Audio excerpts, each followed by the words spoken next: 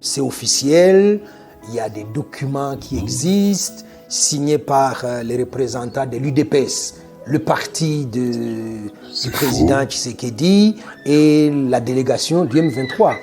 Et de mémoire, je crois qu'ils vont à Kinshasa en septembre 2009. Tshisekedi est déjà président.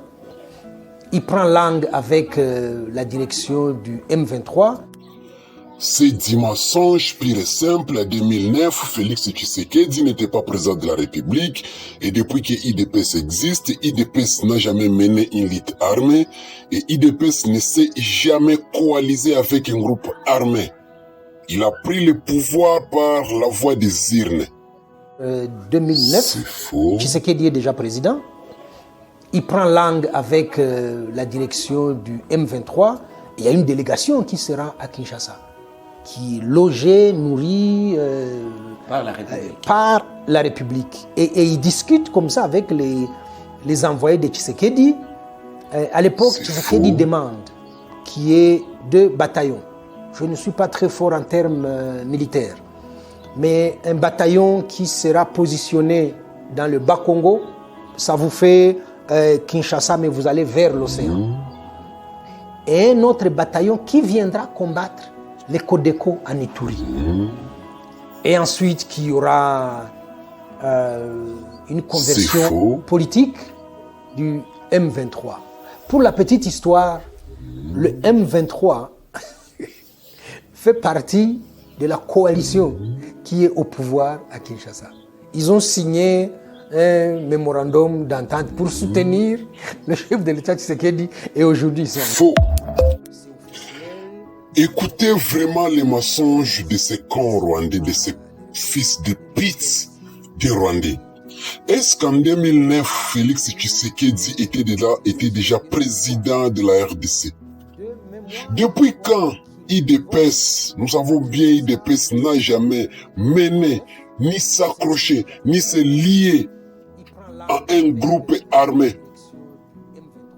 Jamais dans l'élite de l'IDPS, on a déjà cité une élite armée.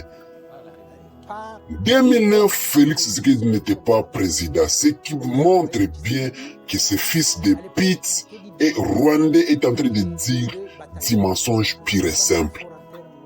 Mais à part lui, il y a un autre Rwandais qui dit vrai sur Paul Kagame et sur la RDC. Écoutez. Le M23, c'est une rébellion qui se dit congolaise, mais en fait, c'est pas ça. C'est l'armée rwandaise qui s'appelle le M23, qui attaque le Congo pour le déstabiliser et pour en profiter pour piller. Donc, il le soutient. Mais ces Rwandais, cet autre Rwandais prend quand même aussi les risques et le courage de dire la vérité sur Paul Kagame, sur la rébellion, les groupes terroristes du M23. Il dit que le M23 se dit être une rébellion congolaise, ce qui est faux. Il dit que le M23, c'est bel et bien l'armée rwandaise. C'est l'armée rwandaise qui fait une incursion en RDC pour massacrer, tuer les Congolais.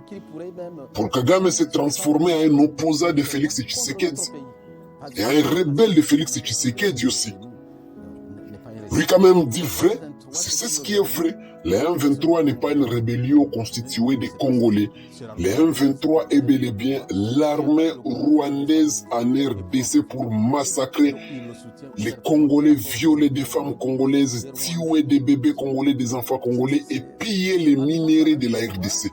C'est l'armée rwandaise de Paul Kagame. Il dit vrai. On l'écoute.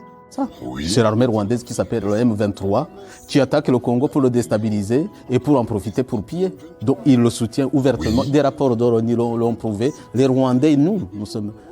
C'est amusant quand même de voir que nous, Rwandais, 90% de Rwandais soutiennent le Congo. Dans cette situation, soutiennent le président qui dit qu'il pourrait même se défendre militairement contre notre pays. Parce que nous savons que le régime de chez nous n'est pas un régime qui tient.